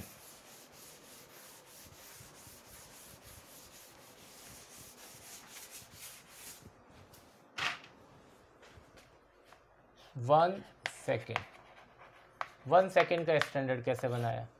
तो देखिए, सबसे पहली बात जहाँ ध्यान से सुनिए, आप लोग पढ़ेंगे 12th में कि जब कोई चार्ज पार्टिकल ऑसिलेट करता है, ऑसिलेशन मतलब आप लोगों को बता देता हूँ अभी हाल फिलहाल के लिए ध्यान रखिए, जो पेंडुलम होता है ये तो सब जानते ही हैं, पेंडुलम का जो मोशन होता है that is oscillatory motion. Okay, तो जब कोई चार्ज पार्टिकल पेंडुलम के जैसे मोशन करता है तो वो इलेक्ट्रोमैग्नेटिक वेव यानी लाइट या रेडिएशन को जनरेट करता है। ओके, प्रोड्यूस करता है। ओके, तो जब कोई चार्ज पार्टिकल वाइब्रेट करता है या ऑसिलेट करता है तो वो क्या प्रोड्यूस करता है? इलेक्ट्रोमैग्नेटिक वेव प्रोड्यूस करता है। अब देखिए, ये एक एटम है।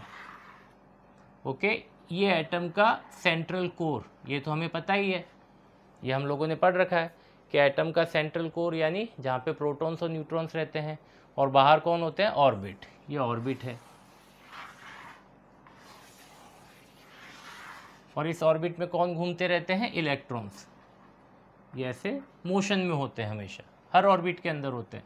और हर ऑर्बिट के अंदर नंबर ऑफ इलेक्ट्रॉन्स फिक्स होते हैं कि पहले ऑर्बिट में जितने नंबर ऑफ इलेक्ट्रॉन्स होंगे, दूसरे में, तीसरे में, हर ऑर्बिट के अपने नंबर ऑफ इलेक्ट्रॉन फिक्स होते हैं और हर ऑर्बिट का अपना एनर्जी लेवल फिक्स होता है। ओके, मान लेते हैं हम इन 2 ऑर्बिट्स की बात कर रहे हैं। मान लेते हैं इस वाले ऑर्बिट के अंदर जितने भी इलेक्ट्रॉन्स हैं उनकी जो एनर्जी है वो है 100 इलेक्ट्रॉन वोल्ट या 100 जूल इलेक्ट्रॉन वोल्ट। ओके, और यहाँ पे इससे बाहर वाले ऑर्बिट के अंदर 120 इलेक्ट्रॉन वोल्ट। अभी के लिए हम इसको जूल बोल देते हैं क्योंकि जूल आपके लिए आसान रहेगा। Joule energy. देखिए, इस वाले ऑर्बिट में जितने भी इलेक्ट्रॉन्स हैं वो किस एनर्जी के साथ में घूम रहे हैं? 100 जूल एनर्जी के साथ में। और इस वाले ऑर्बिट में जितने भी इलेक्ट्रॉन्स हैं वो 120 जूल। यानी अगर इस ऑर्बिट के अंदर इलेक्ट्रॉन्स को रहना है तो उसके पास कितनी एनर्जी होनी चाहिए? 100 जूल। 100 जूल से अगर कम एनर्जी होगी तो इस वाले ऑर्बिट में आ जाएगा, 100 जूल से ज़्यादा एनर्जी होगी तो इस वाले ऑर्बिट में चला जाएगा। ओके, तो इस ऑर्बिट में रहना है तो कितनी एनर्जी होनी चाहिए? 100 जूल। इसमें रहना है तो 120 जूल। ये इनकी एनर्जी होगी। ओके, अब देखिए, ये एक इलेक्ट्रॉन है यहाँ पे जो अभी इस वाले ऑर्बिट में घूम रहा है 100 जूल एनर्जी के साथ। अब हमने इसको बाहर से किसी तरीके से इसको एनर्जी दी, इसको हीट के थ्रू या किसी तरह से मैकेनिकल एनर्जी या केमिकल एनर्जी या कोई सी भी इसको एनर्जी दी, इसको एनर्जी दी, एक्स्ट्रा एनर्जी लेके ये क्या करेगा? जैसे इसके पास 100 जूल से ज़्यादा एनर्जी होगी ये क्या करेगा? इस वाले ऑर्बिट में आ जाएगा। मान लेते हैं इसको बाहर से हमने 20 जूल एनर्जी दे दी, 20 जूल एनर्जी इसको दी तो ये क्या करेगा? इस वाले ऑर्बिट में आ जाएगा। और ये 100 जूल एनर्जी लेके कहाँ गया? यहाँ आके बैठ गया। लेकिन एनर्जी के साथ साथ हमने एक और चीज़ कही अभी कि नंबर ऑफ इलेक्ट्रॉन्स भी क्या होते हैं? फिक्स होते हैं। इस ऑर्बिट में जितने इलेक्ट्रॉन्स रह रहे हैं उनकी नंबर कैसे हैं? फिक्स है। मान लेते हैं इस ऑर्बिट के अंदर 4 इलेक्ट्रॉन्स रह रहे हैं तो इसके अंदर 4 ही रहेंगे, 4 से ज़्यादा नहीं रह सकते। तो हमने इस वाले इलेक्ट्रॉन को जो 100 जूल एनर्जी लेके इस वाले ऑर्बिट में था, यहाँ से इसको एक्स्ट्रा कुछ एनर्जी दी किसी तरीके से, और जैसे इसके पास ज़्यादा एनर्जी आई ये कहाँ चला गया, ऊपर वाले ऑर्बिट में चला गया। ऊपर वाले ऑर्बिट में चला तो गया, लेकिन ऊपर वाले ऑर्बिट में रहना अलाउ नहीं है, क्योंकि हर ऑर्बिट के अंदर नंबर ऑफ इलेक्ट्रॉन्स कैसे हैं, फिक्स है।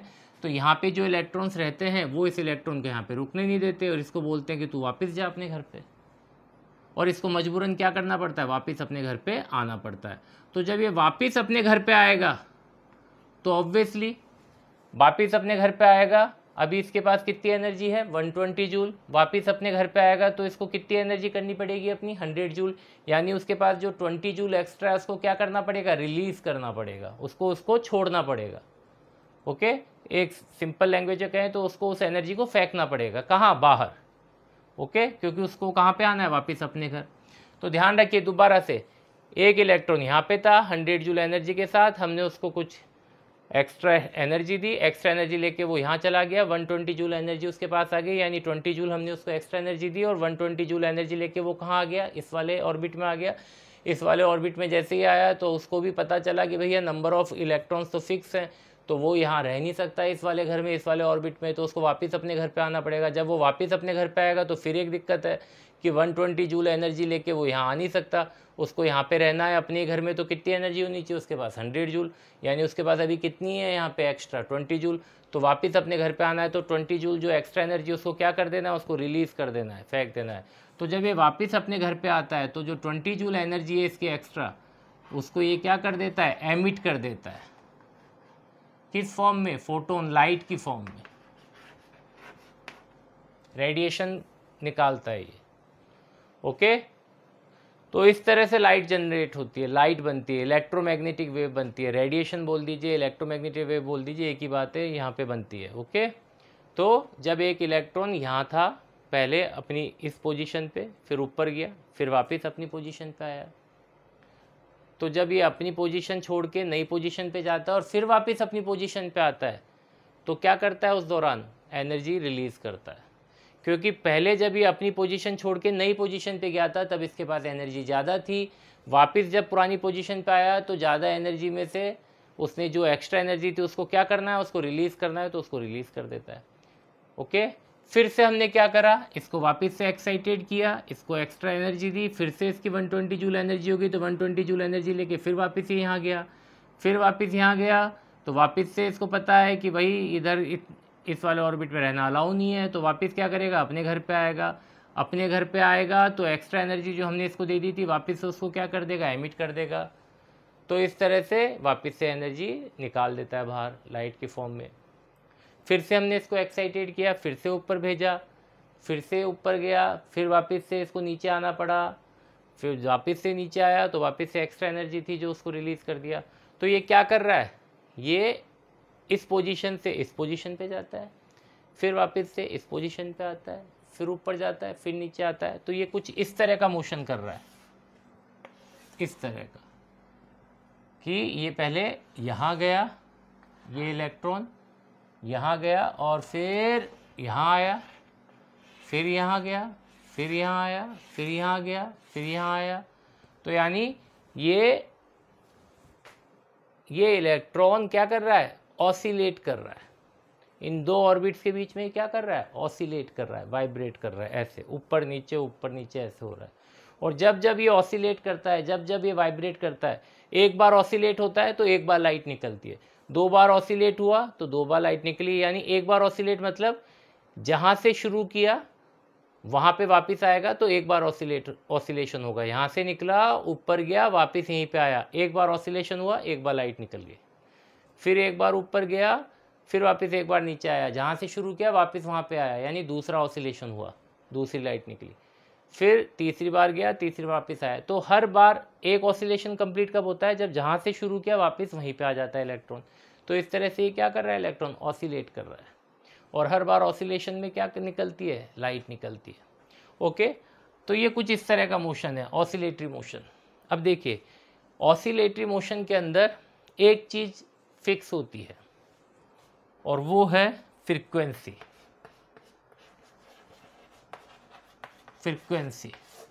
फ्रीक्वेंसी मतलब क्या होता है, नंबर ऑफ ऑसिलेशंस पर सेकंड।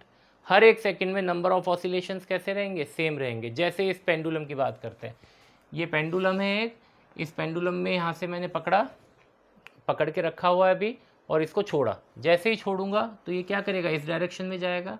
कहाँ तक, एक्सट्रीम पॉइंट तक, यहाँ तक मान लेते हैं जाता है ये। फिर वापस यहाँ पे आएगा, फिर थोड़ा जाएगा, फिर यहाँ आएगा।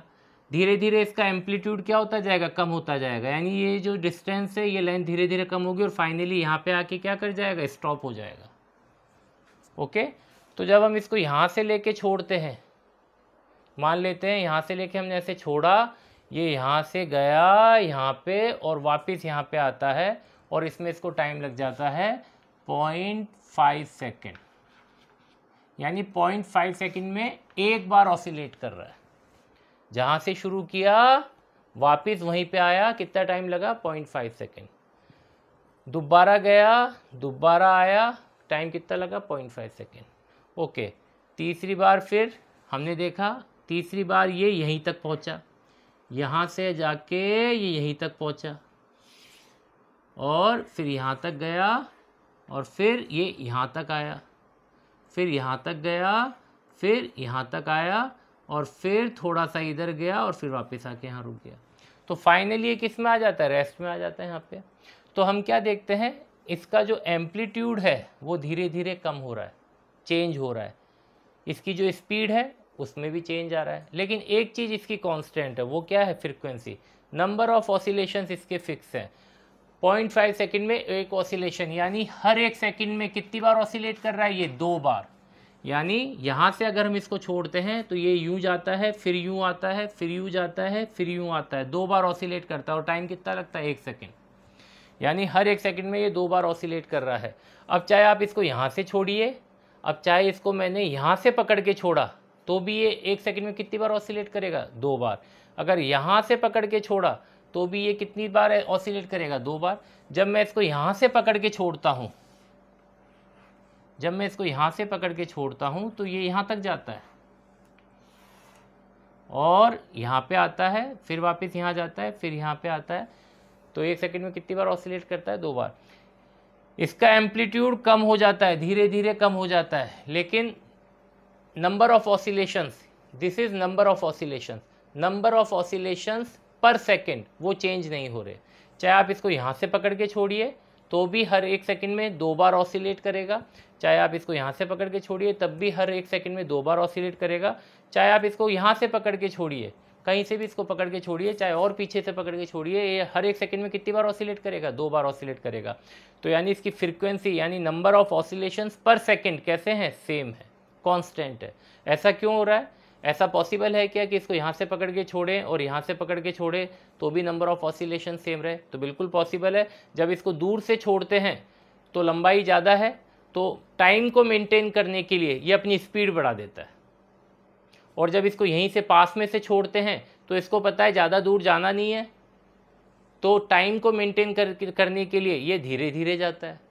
ओके, तो एम्पलीट्यूड चेंज होता है, एम्पलीट्यूड के साथ में स्पीड चेंज होती है। तो 2 चीज़ें चेंज हो रही है, ये डिस्टेंस बढ़ने से, एम्पलीट्यूड बढ़ने से इसकी स्पीड में चेंज आता है। स्पीड ज़्यादा हो जाती है, ज़्यादा डिस्टेंस ट्रेवल करनी है, इसको 1 सेकंड में 2 बार ऑसिलेट करना है, तो ये फटाफट से जाता है और फटाफट से आता है। ओके, और जब पास में से छोड़ते हैं तो इसको पता है कि 1 सेकंड में 2 ऑसिलेशन करने हैं, तो आराम से जाता है, आराम से आता है।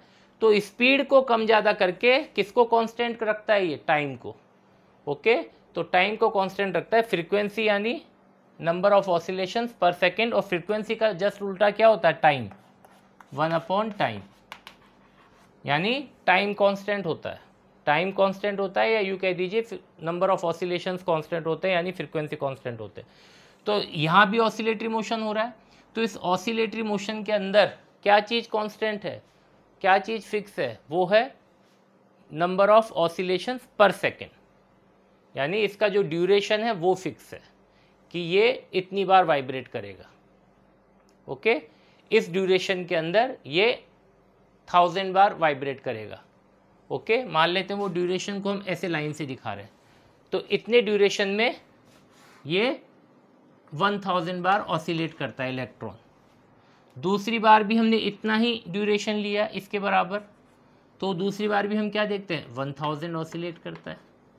तीसरी बार भी उतना ही ड्यूरेशन लिया तो तीसरी बार भी 1000 टाइम ऑसिलेट करता है। तो यहाँ से जो रेडिएशन निकल रही है इन दो एनर्जी लेवल्स के बीच में, इलेक्ट्रॉन के ऑसिलेट होने के कारण, इलेक्ट्रॉन एक चार्ज पार्टिकल है, इलेक्ट्रॉन चार्ज पार्टिकल के ऑसिलेटरी मोशन करने के कारण यहाँ से इलेक्ट्रोमैग्नेटिक वेव जनरेट हो रही है। तो यहाँ पे जो ऑसिलेशन हो रहा है इलेक्ट्रॉन का, उसका टाइम पीरियड, उसकी फ्रीक्वेंसी कैसी है, कांस्टेंट है। ओके, तो उसकी फ्रीक्वेंसी कांस्टेंट है। बस यहीं से हमने क्या निकाला, टाइम, 1 सेकेंड। अब देखिए कैसे निकाला। 1 सेकेंड किसको कहा गया, इसकी डेफिनेशन से हम इस पूरी जो भी हमने अभी पढ़ा है सब समझ में आ जाएगा। 1 second is the duration of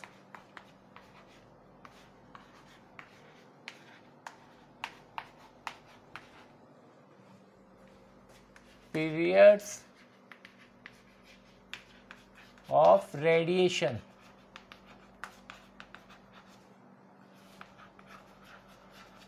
corresponding to the transition between two hyperfine levels of ground state of cesium 133 atom. ये वाला एटम यूज में लिया गया था, सीजियम एटम को यूज में लिया गया था, सीजियम 133। ओके, तो देखिए 1 second is the duration of this much vibration. तो हमने देखा जब इतनी बार ऑसिलेट हो गया तो इसमें कुछ टाइम लगा, वो ड्यूरेशन लगा, कुछ टाइम लगा, और वो टाइम क्या है, फिक्स है, क्योंकि हमने क्या कहा, फ्रीक्वेंसी कांस्टेंट रहती है, नंबर ऑफ ऑसिलेशंस कांस्टेंट रहते हैं, नंबर ऑफ ऑसिलेशंस पर सेकेंड। 1 सेकेंड में 100 बार, तो दूसरे भी 1 सेकेंड में 100 बार ऑसिलेट, तीसरे वाले 1 सेकेंड में 100 बार ऑसिलेट, चौथे वाले 1 सेकेंड के अंदर भी 100 बार ऑसिलेट करेगा। यानी क्या चीज़ कांस्टेंट है, फ्रीक्वेंसी कांस्टेंट है। तो फ्रीक्वेंसी कांस्टेंट है, तो इस इतने ऑसिलेशंस में जो टाइम लगता है उसको कहा गया 1 सेकेंड, और ये ड्यूरेशन कैसा है, फिक्स है। ओके, दोबारा से अगर इतने ऑसिलेशन होंगे तो उसमें कुछ टाइम लगेगा, दोबारा से इतने ऑसिलेशन हुए उसमें जो टाइम लगा हमने देखा वो कितना है, 1 सेकेंड। तीसरी बार इतने ऑसिलेशन होते हैं उसमें भी वही ड्यूरेशन लगता है जो पहली बार इतने ऑसिलेशन होने में लगा था, तो उसको भी हमने क्या कहा, 1 सेकेंड। चौथी बार ये जब इतने ऑसिलेशन होते हैं, इतनी बार ऑसिलेट करता है इलेक्ट्रॉन, तो उसमें भी ड्यूरेशन उतना ही लगा, टाइम इंटरवल उतना ही लगा, तो उसको भी क्या नाम दिया गया, 1 सेकेंड। तो हमने देखा हर बार इतने ऑसिलेशंस होने में, इलेक्ट्रॉन को इतनी बार ऑसिलेट करने में जो उसका ड्यूरेशन है वो कैसा है, सेम है, फिक्स है। ओके, तो हम कह सकते हैं कि नंबर ऑफ ऑसिलेशंस पर सेकेंड या पर यूनिट टाइम कैसा है, सेम है। तो per unit time number of oscillation same है, या यूँ कह दीजिए नंबर ऑफ ऑसिलेशंस के लिए जो हर बार टाइम लग रहा है वो टाइम कैसा है, सेम है, वो ड्यूरेशन कैसा है, सेम है, और उस ड्यूरेशन को हमने क्या नाम दिया, 1 सेकेंड। तो 1 सेकेंड मतलब जब इलेक्ट्रॉन इतनी बार ऑसिलेट करेगा, तो इतनी बार ऑसिलेट करने में इलेक्ट्रॉन को जो टाइम लगेगा उस टाइम को हमने नाम दिया 1 सेकेंड। ओके, तो इस तरह से हमने with help of light radiation हमने किसको डिफाइन कर दिया, टाइम को डिफाइन करा, यानी टाइम के यूनिट को हमने क्या कर दिया, स्टैंडर्ड बनाया इस तरह से। Okay, so this is 1 second, definition of 1 second. अब चाहिए वाला एटम यूज में क्यों लिया, तो इसका आंसर ये है कि हमारी जो हम कह रहे हैं फ्रीक्वेंसी और वो जो ड्यूरेशन फिक्स रहता है तो इसमें एक्यूरेट रहता है सीजियम, इसलिए हमारी जो घड़ियाँ हैं वो ज़्यादातर इसी की बनी हुई होती है, सीजियम क्लॉक जिसको हम कहते हैं। ओके, नाउ नेक्स्ट, मास हो गया, लेंथ हो गया, टाइम हो गया। अब बात करते हैं इलेक्ट्रिक करंट की। इलेक्ट्रिक करंट का यूनिट है 1 एम्पियर। 1 एम्पियर, इसकी डेफिनेशन है 1 ampere is that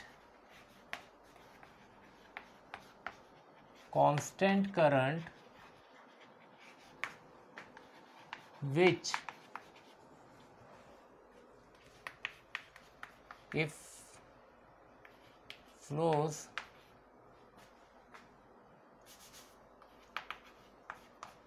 if maintain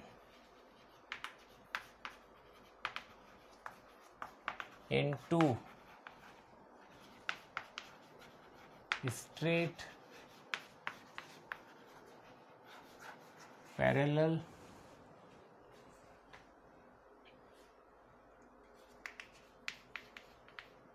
infinitely long conductors of negligible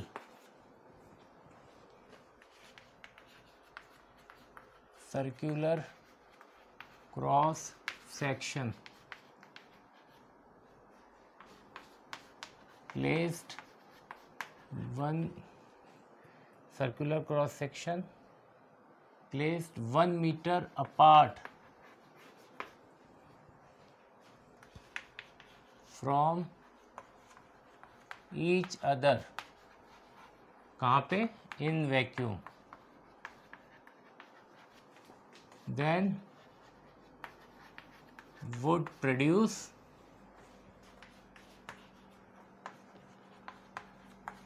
force of magnitude 2 into 10 raised to power minus 7 Newton per meter between them. Okay, so this is the definition of 1 ampere. 1 ampere is that constant current which, if maintained in two straight parallel infinitely long conductors of negligible cross section placed 1 meter apart from each other in vacuum, then would produce force of magnitude this between them. ये हमने दो conductor लिए, straight conductor, मान लेते हैं दो तार लिए, बिल्कुल तार जैसे ही थे, और ये कैसे हैं? Infinitely long. इनफाइनाइटली लॉन्ग से मतलब क्या होता है? इनफाइनाइटली लॉन्ग से मतलब ये नहीं होता कि ये आसमान तक चला गया और ये पाताल तक चला गया, नहीं। इनफाइनाइटली लॉन्ग का मतलब होता है कि जो इसकी लेंथ है वो इसकी थिकनेस के कंपैरिजन में काफ़ी ज़्यादा है, या यूँ कह दीजिए जो इस तार की मोटाई है वो इसकी लंबाई के कंपैरिजन में काफ़ी कम है, इसलिए हम इसको इनफाइनाइटली लॉन्ग बोल सकते हैं। ओके, अब देखिए, दो स्ट्रेट कंडक्टर लिए, उनको एक दूसरे के सामने पैरेलल रखा और कितनी डिस्टेंस पे रखा? 1 मीटर डिस्टेंस पे रखा, 1 मीटर। और किसके अंदर रखा है ये पूरा? ये हमने अरेंजमेंट कहाँ किया है? पूरा का पूरा वैक्यूम के अंदर। ओके, अब देखिए, इन दोनों के अंदर हमने क्या करा? बैटरी कनेक्ट करी, ऐसे ऐसे हमने एक बैटरी कनेक्ट करी,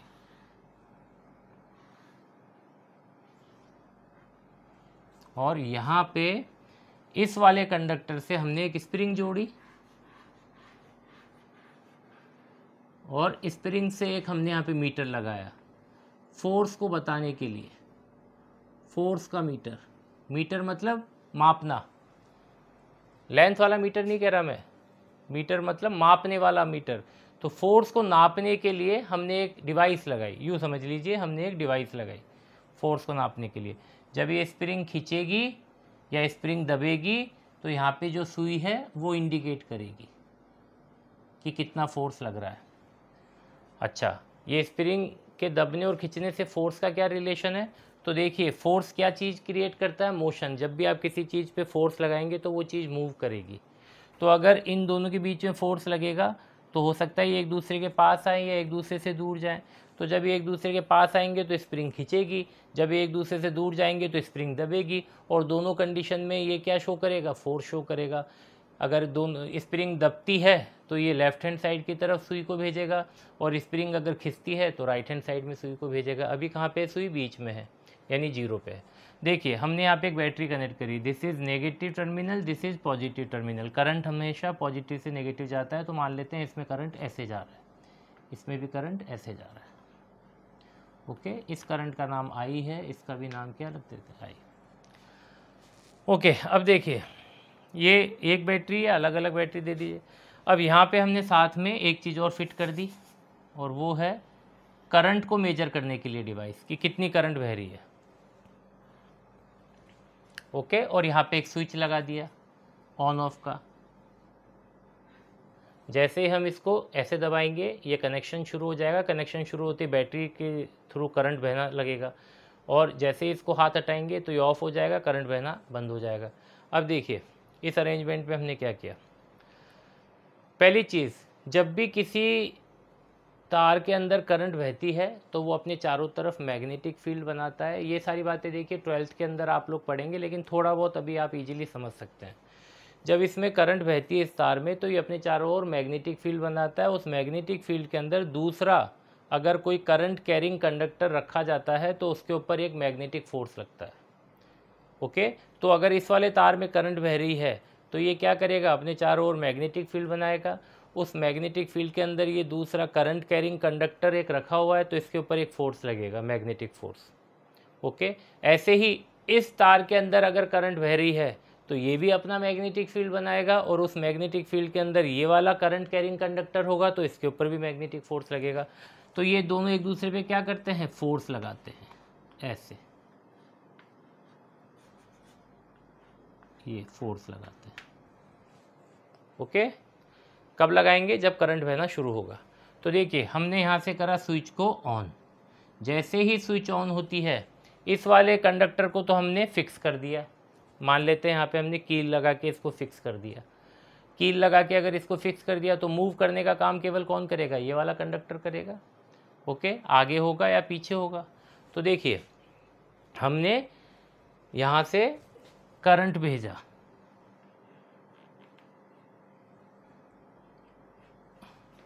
ये सुई। तो जैसे ही हमने यहाँ पे ऑन किया स्विच को, जैसे ही ऑन किया यहाँ से करंट फ्लो हुआ। जैसे ही करंट फ्लो हुआ, करंट फ्लो होते ही दोनों वायर्स ने अपने चारों ओर मैग्नेटिक फील्ड बनाया। इस वाले वायर ने मैग्नेटिक फील्ड बनाया जिसमें इसने फोर्स एक्सपीरियंस किया, ये वाला। इस वाले वायर ने करंट बना इस वाले वायर के अंदर करंट फ्लो कर रहा है तो इसने अपना मैग्नेटिक फील्ड बनाया जिसमें इस वाले कंडक्टर ने फोर्स एक्सपीरियंस किया। यानी जैसे ही इसमें से करंट शुरू हुआ, जैसे ही हमने स्विच ऑन किया, इन दोनों के ऊपर एक दूसरे के ऊपर क्या लगने लगा, फोर्स लगने लगा। फोर्स लगने लगा और फोर्स लगने लगा तो हमने क्या देखा, ये सुई ऐसे हिलने लगी। तो पहले सुई ऐसे थी, ये सुई यहाँ पे आ गई। ओके, और जैसे जैसे करंट बढ़ता गया वैसे वैसे फोर्स बढ़ता गया। तो एक टाइम आया जब ये फोर्स हो गया 2 × 10⁻⁷ न्यूटन। ये जो डिवाइस है ये हमें बता रही है कि फोर्स कितना लग रहा है, 2 × 10⁻⁷ न्यूटन। जैसे ही 2 × 10⁻⁷ न्यूटन फोर्स लगने लगा, यानी इन दोनों के बीच में इतने मैग्नीट्यूड का जैसे ही फोर्स लगा, हमने करंट को वहीं पे रोक दिया कि भैया अब इससे ज़्यादा करंट फ्लो नहीं करना। ओके, तो अब हमने करंट को क्या कर लिया, कंट्रोल कर लिया। तो इतना फोर्स लगाने के लिए अब जो उसमें करंट बह रही है उसको हमने क्या नाम दिया, 1 एम्पियर। तो 1, 0.1, 0.2, 0.3, 0.4, 0.5 ऐसे करते करते 1, फिर 1.1, 1.2, 1.3, 1.5 ऐसे करते करते 1.9, और जैसे ही 2 × 10⁻⁷ न्यूटन फोर्स हुआ, यहाँ पे हमने करंट नोट कर लिया इस मीटर के थ्रू। जब इतना फोर्स लग रहा था तब यहाँ पे कुछ करंट बह रही थी, उस करंट को हमने नाम दे दिया 1 एम्पियर। ये हमने एक स्टैंडर्ड बना दिया।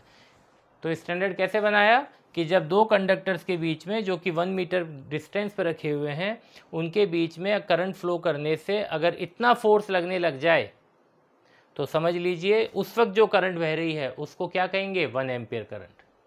तो अगर यहाँ पे फोर्स अभी 2 × 10⁻⁷ न्यूटन लग रही है, अगर यहाँ पे फोर्स अभी इसकी डबल हो जाए तो इसका मतलब यहाँ पे अब कितनी करंट बह रही होगी, 2 ampere.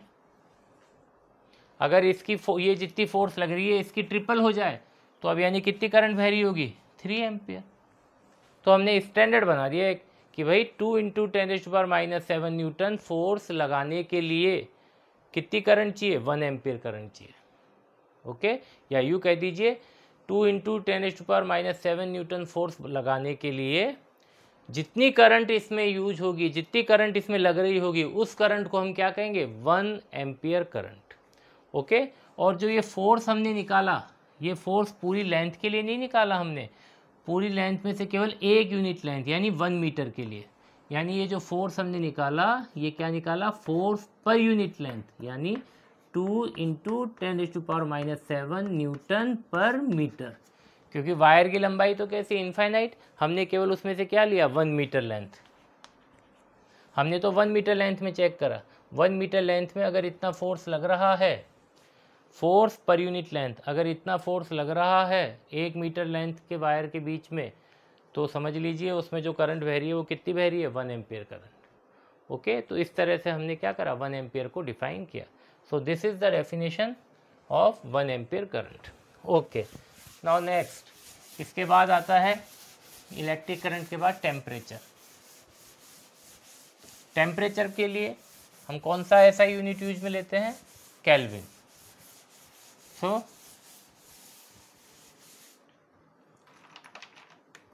1 kelvin,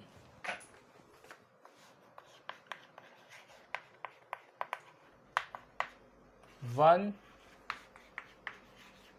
Kelvin is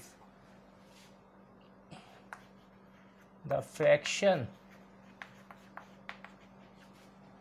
1/273.16 of the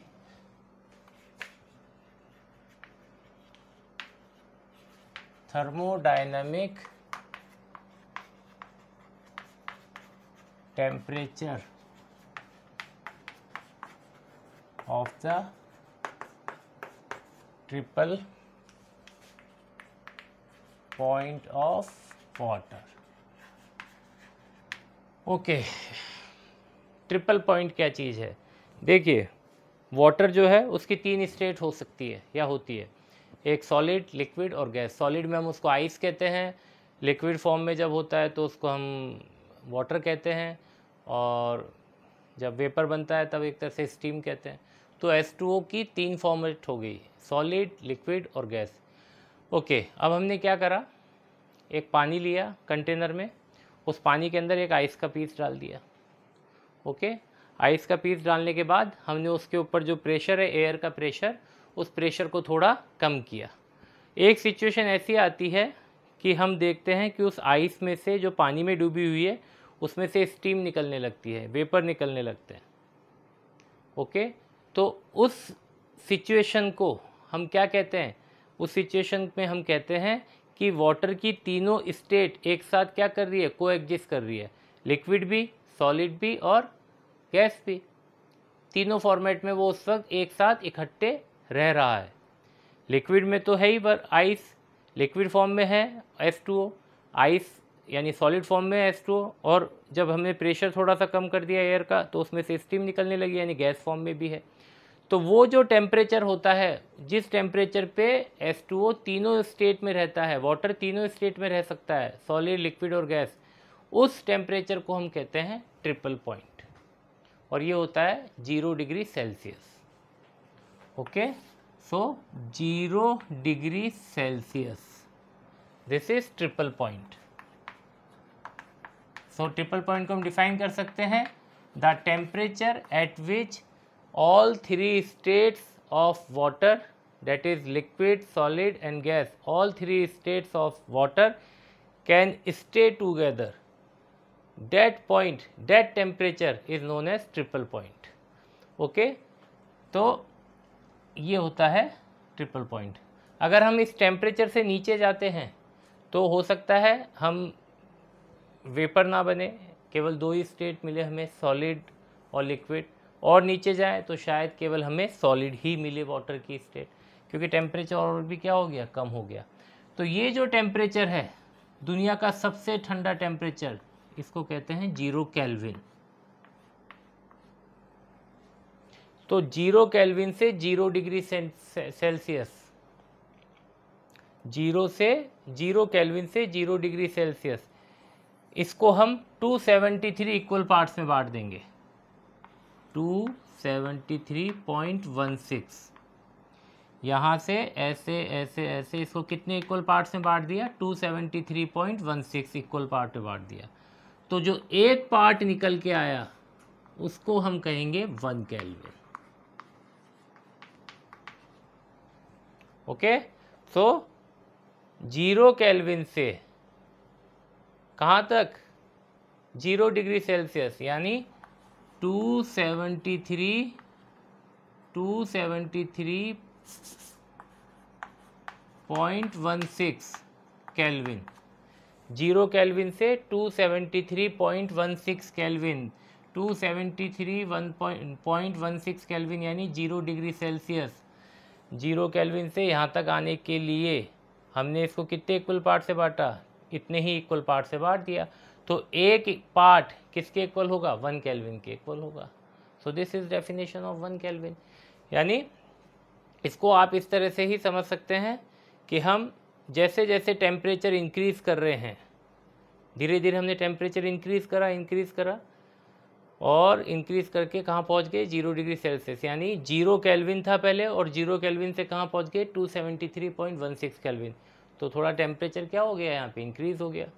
तो एक यूनिट टेम्परेचर हमने निकाल लिया और कितने इसको यूनिट्स में बांट दिया हमने, 273.16 में बांट दिया इसको। तो उसमें से एक पार्ट हमने चूज़ करा, एक पार्ट लिया, तो वो क्या कहलाता है, केल्विन।